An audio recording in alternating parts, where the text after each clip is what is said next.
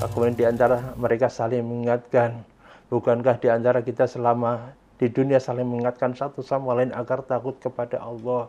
Jangan melakukan maksiat, jangan menyentuh yang haram, perbanyaklah untuk melaksanakan amal taat kepada Allah Subhanahu wa taala. Begitu seterusnya mereka mengenang itu semuanya. Itu menjadi satu momen yang indah dalam kehidupan mereka di surganya Allah Subhanahu wa taala.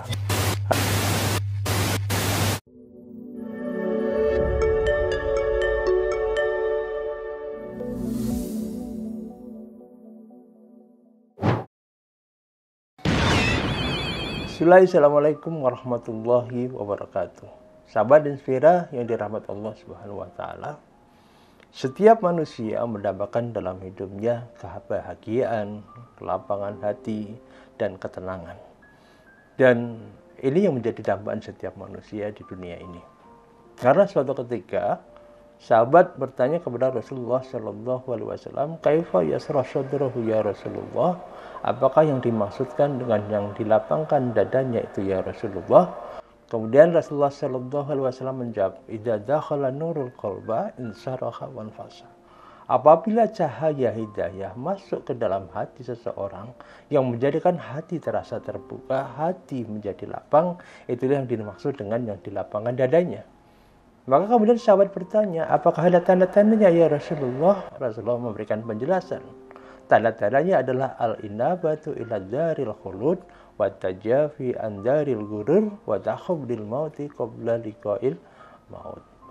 Apabila hati itu condong kepada kampung halaman yang kekal dan abadi, kemudian menjauh dari kampung yang penuh tipu daya, maknanya adalah dunia, dan dia siap mati sebelum datangnya kematian.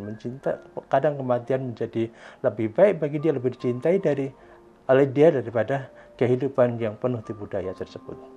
Sahabat Inspira yang dirahmati Allah Subhanahu wa taala, dari sini kita paham bahwasanya setiap seorang mukmin itu mendapatkan kehidupan bahagianya adalah di kehidupan akhirat. Wal akhiratu khairu wa abqa. Kenapa? Karena ia lebih baik dan lebih kekal. Wal akhiratu khairul laka minal ula. Dan akhirat itu lebih baik dari permulaan, dari kehidupan dunia itu sendiri. Maka inilah ketika orang yang beriman itu mendapatkan kebahagiaan di kehidupan akhirat itu meliputi 3 inti kebahagiaan penghuni akhirat itu.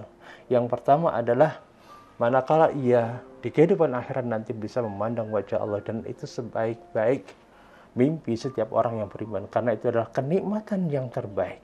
Di sini kita melazimi doa, Allahumma inna nas'aluka ladzatan nadhari ila wajhika wa syauqa ila liqa'ika. Ya Allah, aku mohon anugerah kepadamu, kelazatan memandang wajahmu dan kerinduan untuk bertemu denganmu. Karena apa? Ini adalah sebaik-baik kenikmatan di kehidupan akhirat nanti. Lilladzina ahsanu husna wa ziyadah. Bagi orang-orang yang berbuat baik ada pahala yang terbaik, yakni surga dan tambahannya, maksudnya memandang wajah Allah.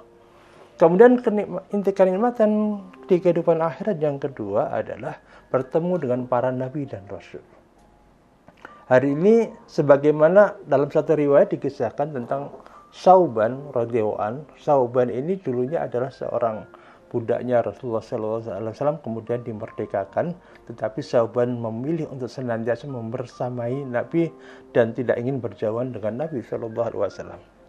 Suatu ketika Sauban radhiyallahu an nampak wajahnya murung, gelisah, sedih di hadapan Rasulullah SAW, dan itu menimbulkan pertanyaan Rasulullah kepada dirinya, ada apa dengan Sauban? Kenapa tidak biasanya dia menunjukkan raut muka kelihatan sedih seperti itu?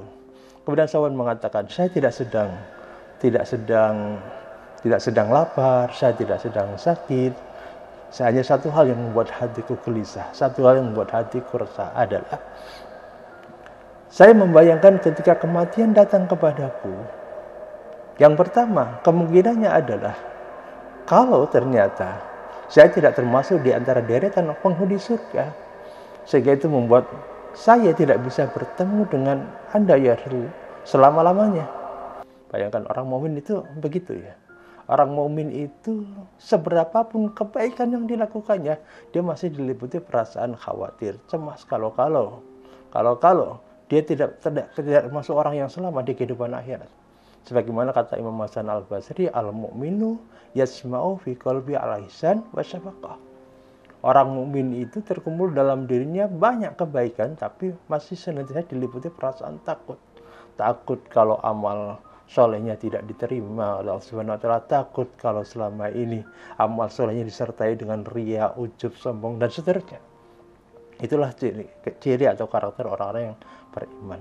Dan saya pun khawatir kalau dia tidak termasuk deretan penghuni surga dan tidak bisa ketemu lagi dengan Nabi Sallallahu Alaihi Wasallam. Kemudian yang kedua, kalaulah aku masuk menjadi penghuni surga ya Rasul, tidak sebagaimana setiap hari, setiap saat aku ketika hatiku bergejolak kerinduan kepadamu, aku datang kepadamu. Sedangkan tentu saja di kehidupan akhirat nanti, Anda ya Rasul akan terangkat bersama para nabi dan rasul di tempat yang tinggi, yang tidak bisa saya jangkau. Maka kemudian Rasulullah SAW terdiam sampai kemudian turunlah surat An-Nisa ayat 69.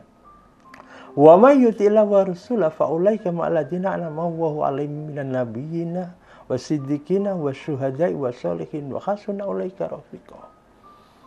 Dan barang siapa yang mentaati Allah dan Rasulnya, maka mereka akan bersama dengan para nabi, siddiqin, ya, orang-orang yang siddiq, kemudian syuhada, orang-orang yang mendapati syahid di akhir kehidupannya, dan orang-orang yang saleh. 4 golongan ini. Nah, sehingga ini merupakan jawaban dari kerisauan sahabat bahwasanya mereka akan bertemu dengan para nabi dan rasul. Bahkan tidak hanya Rasulullah Sallallahu Alaihi Wasallam. Peluangnya dia bertemu dengan Abul Anbiya Nabi Ibrahim, Khalilur Rahman, dia bertemu dengan Nabi Adam AS yang merupakan bapak moyangnya para manusia sedunia. Kemudian juga dia bertemu dengan para nabi dan rasul ulul azmi, begitu seterusnya. Bahkan dia bisa bertemu dengan para siddiqin, bertemu dengan sahabat Abu Bakar As-Siddiq radhiyallahu anhu, ketemu dengan para syuhada, orang-orang yang syahid, bertemu dengan orang-orang yang saleh. Masya Allah, hari ini kita diperlihatkan begitu banyak keajaiban di bumi Palestina, di mana kita mendapati ada orang-orang yang syahid di sana. Ada seorang pemuda usia 20 tahun mendapati syahid di akhir kehidupannya, di mana tubuhnya berkeringat dan mengeluarkan aroma yang sangat wangi, sampai kemudian orang-orang yang menyaksikan itu mengusap-usap keringatnya untuk mendapatkan aroma wangi tersebut. Dan memang keadaannya seperti itu. Jadi dalam satu riwayat yang panjang, Barok bin Azib, ya, dijelaskan bahwasanya ketika seorang mukmin sudah sampai pada ajalnya, Allah SWT menurunkan para malaikat dengan membawa selembar kain yang sudah diberikan wewangian, kemudian turun, ya, sampai kemudian para malaikat ini bersama rombongannya ini meminta kepada orang-orang, kepada jiwa roh yang baik ini, ya, jiwa yang baik ini untuk keluar dari jasadnya, sebagaimana air yang dituang dari keriba, kemudian dialirkan dengan sangat lembut, dan bahkan para malaikat tidak ingin berlama-lama itu berada di tangannya, segera dialirkan di atas kain ini. Kemudian kain ini dibawa oleh para malaikat, ya, naik ke langit ke-7, dan di perjalanannya disaksikan oleh para malaikat bertanya-tanya, ini roh siapa? Kemudian para malaikat ini, rombongan para malaikat ini mengatakan, ini roh fulan bin fulan, ini roh fulana bin fulan.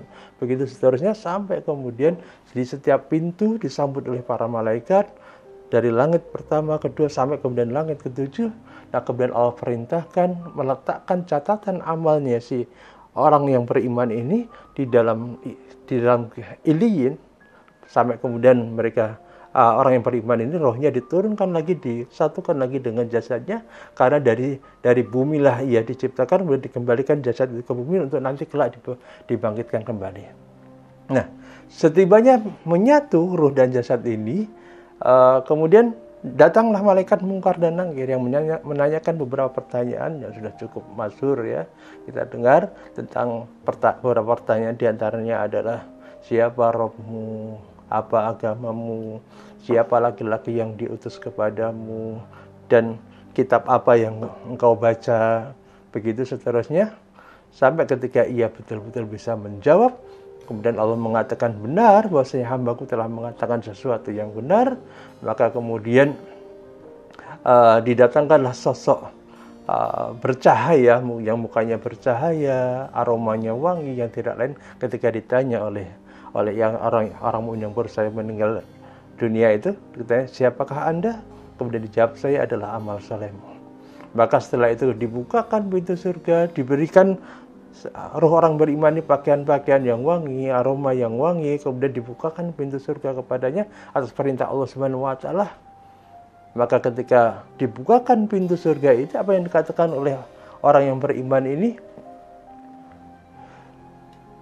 Kemudian orang yang beriman ini tidak ada yang paling diinginkan adalah ingin segera bertemu dengan keluarganya. Ya Rabbi aqimisa hatta arji'a ila ahli. Ya Rabbu, ya segerakanlah kiamat agar aku bisa segera bertemu dengan keluargaku.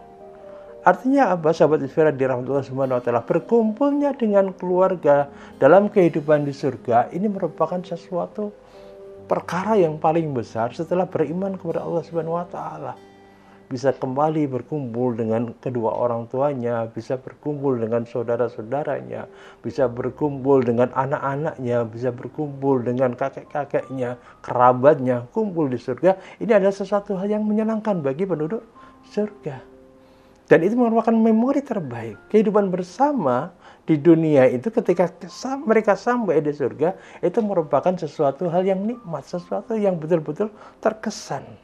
Wa aqbala ba'dhum 'ala ba'di yatasaalun qalu inna kunna qablu fi ahlina musfiqin, dalam surat At-Tur ayat 25-26. Dan mereka dalam keadaan duduk berhadapan-hadapan satu sama lain, bercerita tentang kehidupannya dulu di dunia, apa yang kalian telah perbuat sehingga kalian masuk ke dalam surga ini. Maka kemudian di antara mereka saling mengingatkan, bukankah di antara kita selama di dunia saling mengingatkan satu sama lain agar takut kepada Allah, jangan melakukan maksiat, jangan menyentuh yang haram, berbanyaklah untuk melaksanakan amal taat kepada Allah Subhanahu wa taala. Begitu seterusnya mereka mengenang itu semuanya. Itu menjadi satu momen yang indah dalam kehidupan mereka di surganya Allah Subhanahu wa taala.